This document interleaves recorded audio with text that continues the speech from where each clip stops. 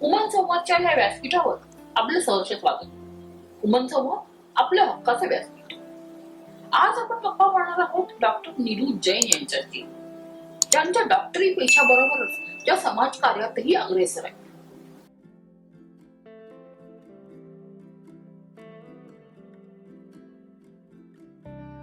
मैं एक single parent की जिंदगी जीने लगी थी. उसके पहले मैं एक शौक से मैंने फिजियोथेरेपिस्ट बनी थी और मैंने कभी सपने में भी नहीं सोचा था कि this will be the bread butter of my life. लेकिन जैसे जैसे समय बीतता गया, इन 1993 ऐसे सिचुएशन आया मुझे लाइफ में कि मुझे ऐसा मीन्स मेरी लाइफ ने मुझे एक ऐसे जगह लाके खड़ा कर दिया जहाँ मुझे सोचने में मजबूर हो गई कि मुझे सेल्फ रिस्पेक्ट से जीना है, मुझे किसी के आगे हाथ नहीं फैलाना है और मुझे इस प्रकार का जीवन जीना है. तो इससे करते करते मैंने फिजियोथेरेपी को अपना प्रोफेशन बनाया और एक स्क्रैच से लाइफ में मैंने जिंदगी में शुरुआत की.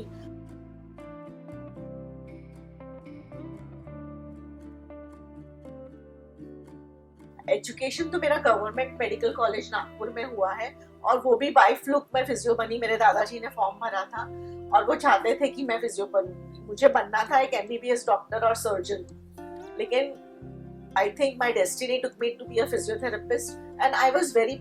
उसके बाद मैंने पढ़ाई की. I was one of the best student in Nagpur university and in 1990 I became a physiotherapist. और उसके बाद मैंने सोचा था कि मैं पार्ट टाइम फिजियोथेरेपी प्रैक्टिस करूंगी and I will lead my life. लेकिन बाद में ऐसा नहीं हुआ और मुझे इसको अपना एक प्रोफेशन बना के इसको मेरी जिंदगी में सबसे ऊपर का दर्जा मुझे फिजियोथेरेपी को देना पड़ा, क्योंकि इट वाज द थिंग जिसमें मैं फाइनेंशियली सिक्योर होना शुरू हुई धीरे धीरे.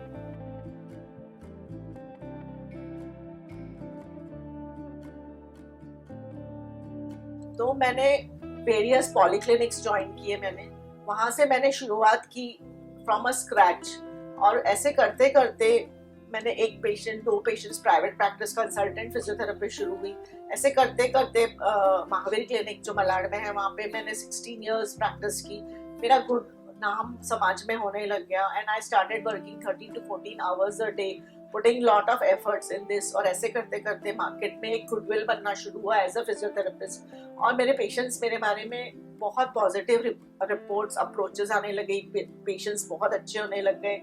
मैं इतनी खो गई प्रोफेशन में कि मैं खुद को भूल गई कि I was so much committed to my profession. मैं ये खुद भूल गई कि मुझे मेरा जीवन मजे करने चाहिए. I was always to grow my child up और इतने मल्टीपल मेरे पे रिस्पॉन्सिबिलिटीज थी इसमें. पर फिजियोथेरेपी वाज अ पार्ट. जब मैं फिजियोथेरेपी करती हूँ आज भी तो I forget everything. When I see a patient suffering मुझे ऐसा लगता है कि इसको ठीक करूंगी तो मुझे बहुत अच्छा, means I feel my self satisfied कि भगवान आज मैंने इसका पेन रिलीफ किया है. I am really happy. Money is secondary. आप किधर भी काम करोगे आप पैसा कमाओगे, लेकिन ये ऐसा प्रोफेशन है जिसमें आप दुआ कमाते हो. किसी के मन से आपके लिए वो एक दुआ निकलती है. ये सबसे बेस्ट पार्ट है फिजियोथेरेपी का. हो सकता है इसी चीज के कारण आज मैं इतनी ग्रो हुई. एक पॉजिटिव दिखती थी लोगों में कि लोग मुझे चाहते थे कि ये she should do more well. तो ऐसा करते करते जब मुझे डिफरेंट प्लेटफॉर्म्स दिखे कि डॉक्टर को पेशा को छोड़ के भी हम समाज में बहुत मेरे विचार आने लगे कि हमें बहुत अच्छा काम कर सकते हैं. फिजियोथेरेपी में तो एक पेशेंट आता है, मैं एक पेशेंट को ठीक करती हूँ, लेकिन आई थिंक मेरे में वो पोटेंशियल है कि मैं हजारों लोगों को एक साथ हेल्प कर सकूँ.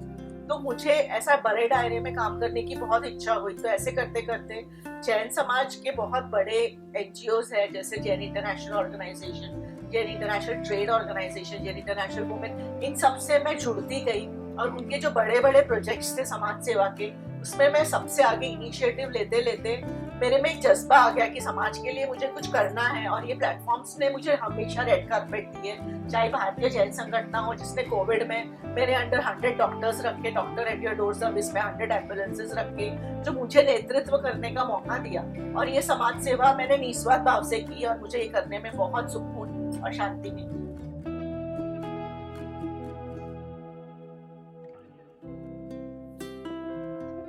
सबसे ज्यादा गर्व जब महसूस हुआ जब मेरा बेटा यूके से पढ़ के वापस आया और he became a physiotherapist, sports physio.